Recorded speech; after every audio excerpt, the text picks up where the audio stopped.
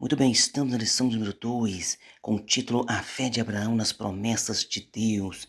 Nós vamos aprender com o patriarca, ainda que também na sua trajetória, né?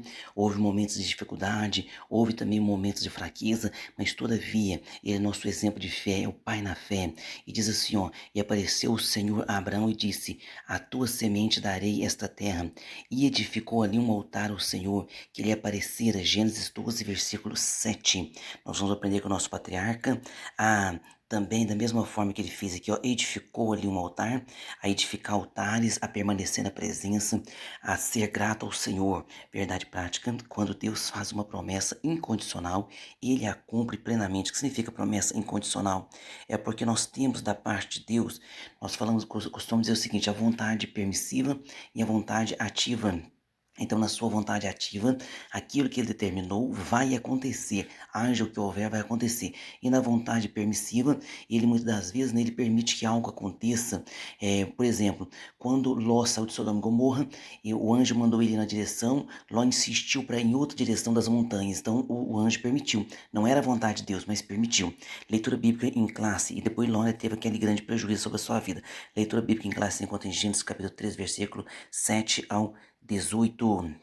Nós vamos agora para a nossa introdução, que está dizendo: Abraão e seu sobrinho Ló saíram juntos de Ur dos caldeus. O Senhor era com Abraão e sua casa, e seu sobrinho também desfrutou de uma grande prosperidade. Então Ló também foi muito abençoado.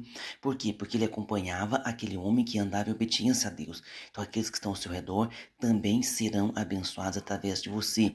E nós vamos ver aqui, né, que a prosperidade sobre a vida dos dois foi muito grande, de Abraão porque tinha a promessa de Deus, de Ló porque estava acompanhando Abraão, mas houve um momento que a terra não os comportou, de tão grande que começou a ser os seus muito empregado, muito gado, né? Deus os abençoando. Então vamos estudar sobre esse assunto. Parte primeira. Abraão volta do Egito para Canaã, no item 1, contenda entre os pastores. Devido à riqueza de Abraão e de Ló, no retorno para Canaã, a terra onde estavam acampados, não comportava as famílias do tio e do sobrinho. Diz assim, ó, porque sua fazenda era muita, de maneira que não podiam habitar juntos. É importante ressaltar que Deus já havia alertado Abraão que ele deveria sair, né, da sua terra e do meio da sua parentela. Lembra da orientação de Deus? Diz assim, ora, o Senhor disse a Abraão, sai-te da tua terra e da tua parentela e da casa de teu pai, para a terra que eu te mostrarei. No entanto, Abraão acabou levando junto seu sobrinho, e isso trouxe, sim, prejuízo, né? No item 2, Abraão e Ló se separam. Abraão deve ter se entristecido ao constatar que seus pastores, os de Ló, estavam brigando por causa de pastagens, porque como era muito gado, né, Deus prosperou eles muito, então na região que eles ficavam, acabava que não dava para o pasto não era suficiente para todos eles. Percebendo o problema, o patriarca chamou seu sobrinho e propôs uma solução generosa, que Ló escolhesse primeiro a direção para onde queria ir. E se ele optasse pela esquerda, Abraão seguiria para a direita, e se escolhesse a direita, ele tomaria o caminho oposto. Dessa forma, o patriarca demonstrou que preferia manter a comunhão. Ele preferia manter, né, a comunhão do que insistir em seus próprios direitos, confiando que Deus cuidaria de sua porção na terra. Temos que seguir seu exemplo, pois a palavra de Deus nos exorta, dizendo assim, ó, se for possível, quanto estiver em vós, tende paz com todos os homens. Então Abraão, ele foi muito inteligente, porque ele fez essa proposta para o seu sobrinho, mas o seu sobrinho não foi nem um pouco inteligente. Por quê? Porque o seu sobrinho estava prosperando, o seu sobrinho estava sendo abençoado justamente porque o seu tio tinha uma promessa de Deus. O que o seu sobrinho deveria ter feito? Tio, me orienta. Qual lugar o senhor acha melhor para mim? Porque ele foi pela sua vista, pelo seu olhar, e acabou se dando muito mal. Por quê? Porque as campinas verdejantes do Jordão, havia ali cidades, né? Sodoma e Gomorra e algumas circunvizinhas ali, que o pecado era realmente muito grande e acabou trazendo muito prejuízo espiritual para a família de Ló. No item 3, as escolhas de cada um. Ló não buscou a direção de Deus em sua escolha e nem respeitou seu tio. Escolheu somente pela aparência, vendo a beleza da fertilidade da campina do Jordão. Abraão, homem de fé, temente a Deus, preferiu escolher a terra prometida por Deus, a terra de Canaã. Habitou Abraão na terra de Canaã, e Ló habitou nas cidades da Campina, né? E arrumou suas tendas até Sodoma. Ora, era mal os varões de Sodoma e grandes pecadores. Diz assim, né? A Bíblia diz assim, ó, grandes pecadores contra o Senhor, tá no versículo 13, ó. O lugar escolhido para Abraão não era tão aprazível quanto o de Ló, que Ló escolheu. Contudo, o patriarca teve a bênção de Deus. Então veja bem, ele estava no lugar mais difícil, vamos dizer assim, eu estou numa cidade pequena, não tem emprego, não tem isso, não tem aquilo, mas aonde Deus for da vontade de Deus você está, aí o Senhor vai te prosperar, aí o Senhor vai te levantar. E aí o Senhor vai te usar. Amém? Parte 2. As consequências das escolhas, resultados da escolha de Abraão. Nossas escolhas são opcionais, mas as consequências são inevitáveis e quase sempre imprevisíveis, né? Por quê? Porque nós estamos tomando uma decisão, como não saber o que vai acontecer? E mesmo que você tome uma decisão da vontade de Deus, pode ter percalços, como teve na vida de Abraão. Lembre-se bem disso, viu? O texto bíblico nos mostra que Deus aprovou a escolha de Abraão. Ele estava na direção de Deus e agindo de maneira correta. O Senhor orientou sobre o futuro daquela terra, bem como sobre as consequências de sua submissão à vontade dele. Ou seja, se você se submeter à vontade de Deus, Deus vai à sua frente. Em breve Abraão iria colher os frutos, né, das suas escolhas. Diz assim o versículo lá em Gálatas: porque tudo que o homem semear, isso também ceifará. Então, nunca se esqueça, né? Esse versículo ele se cumpre sobre todas as pessoas, em qualquer parte do mundo, independente da religião. O que plantar vai colher. No item 2, resultados da escolha de Ló. Tempos depois, a terra de Ló escolhera, que a terra que Ló escolhera foi invadida por 4 reis, que o levaram cativo com sua família. Já imaginou o arrependimento dele por ter escolhido aquela terra? Sua escolha não teve a direção de Deus. Agora Ló estava colhendo aquilo que havia semeado, ou seja, estava com a sua família, né? Foram todos eles levados cativos e agora deveria estar pensando, né? Ah, mas eu devia ter pedido uma opinião pro meu tio. O meu tio era um homem de Deus. Eu não falei com o Deus do meu tio. Eu não busquei o Deus de Abraão, não busquei a sua direção. A atitude de Abraão para com Ló. Quando Abraão tomou conhecimento do que havia acontecido com seu sobrinho, saíram ele e todos os seus empregados em defesa de Ló. A atitude do patriarca demonstrou que ele não tinha nenhum tipo de ressentimento contra a escolha de Ló. Abraão pelejou em favor de seu sobrinho e libertou ele e a todos os que foram levados junto com ele naquele cativeiro. Então Abraão, ele saiu em socorro, né, do seu sobrinho. E ele conseguiu resgatar o seu sobrinho, ele conseguiu vencer essa batalha. E foi grande, né, o despojo, foi grande a riqueza também que ele conquistou nessa batalha. Inclusive nós temos um episódio aí que ele dá o dízimo, né, a Melquisedeque, que era um sumo sacerdote daquela época. E a Bíblia diz, né, que Jesus Cristo é sumo sacerdote segundo a ordem de Melquisedeque. Por quê? Porque Melquisedeque entra na história como sacerdote, abençoa Abraão e desaparece da história. Ou seja, ninguém conta a sua genealogia, ninguém conta a sua história. E Jesus Cristo é a mesma coisa, ele não vem da tribo ele não vem da tribo dos levitas, ele não vem da descendência de Arão, mas ele é um sumo sacerdote perfeito, segundo a ordem de Melquisedeque. Nosso pai na fé confiava em Deus e sabia o momento certo de agir. Precisamos orar, confiar no Senhor, mas também agir no momento certo. Então nós temos o momento certo para agir, o momento certo para falar, o momento certo para responder. Não precipite nas suas palavras, não precipite nas suas ações. Espera tão somente no Senhor. Amém? Parte 3. Os altares erguidos por Abraão. No item 1, Abraão, um construtor de altares, né? Além de ser um homem de fé e obediência, Abraão era um adorador e ele levantou altares quando passava pelos lugares em consagração e adoração ao Senhor. A Bíblia registra a construção de 4 altares por Abraão. Abraão construiu o primeiro altar em Siquém, que significava ombro.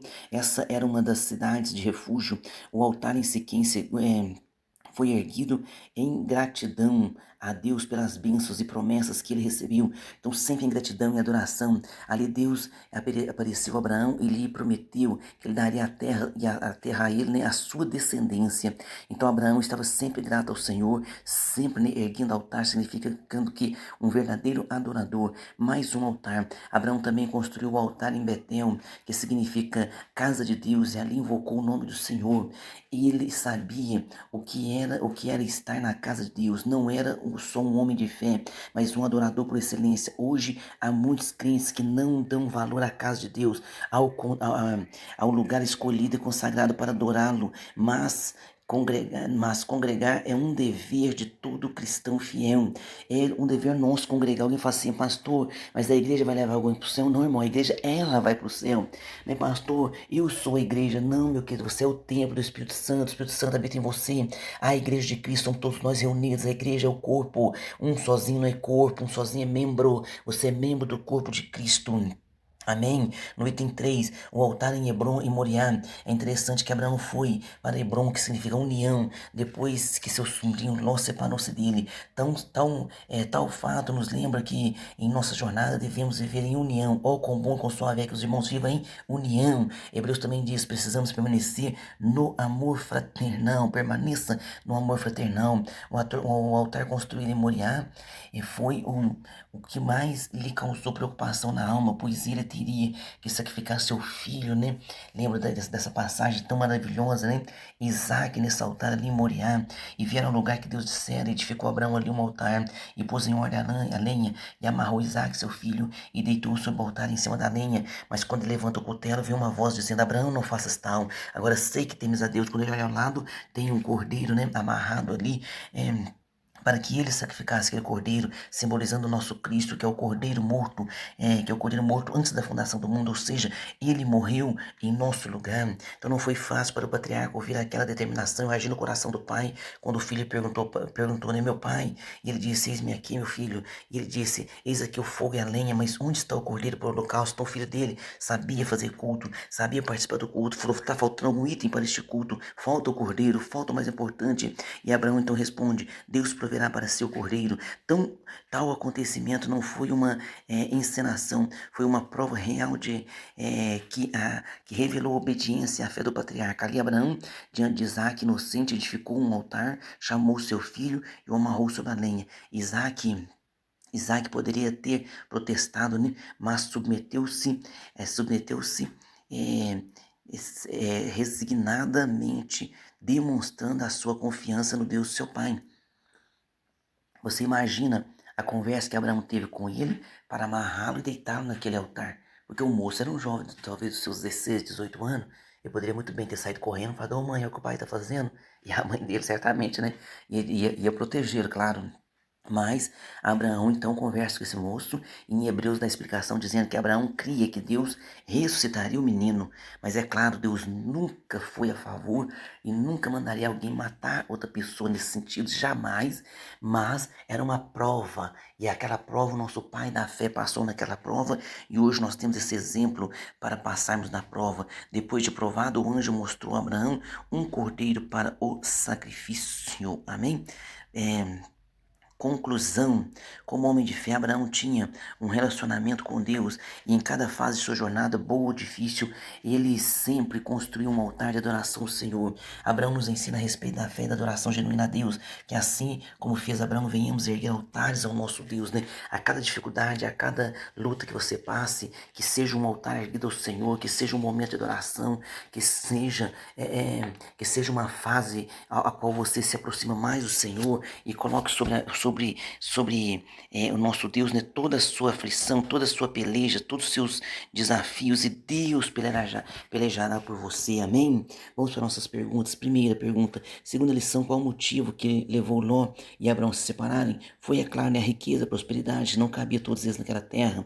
Pergunta 2, como agiu Abraão diante da contenda dos pastores? Abraão agiu como um pacificador. Pergunta 3, de acordo com a lição, o que demonstra o agir de maneira pacífica? Então, agir de maneira pacífica não significa fraqueza nem covardia, muito pelo contrário, é um caráter, é fé alicerçada em Deus. Ou seja, se você for para a esquerda, eu vou para a direita, se você for para a direita, eu vou para a esquerda, porque Abraão confiava no Senhor. Pergunta 4, o que fez Abraão ao tomar conhecimento do que havia acontecido com Ló? Quando Abraão teve conhecimento do que havia acontecido com Ló, né, seu sobrinho, ele com todos os seus empregados saiu em defesa de Ló, e Deus deu essa vitória importantíssima para ele.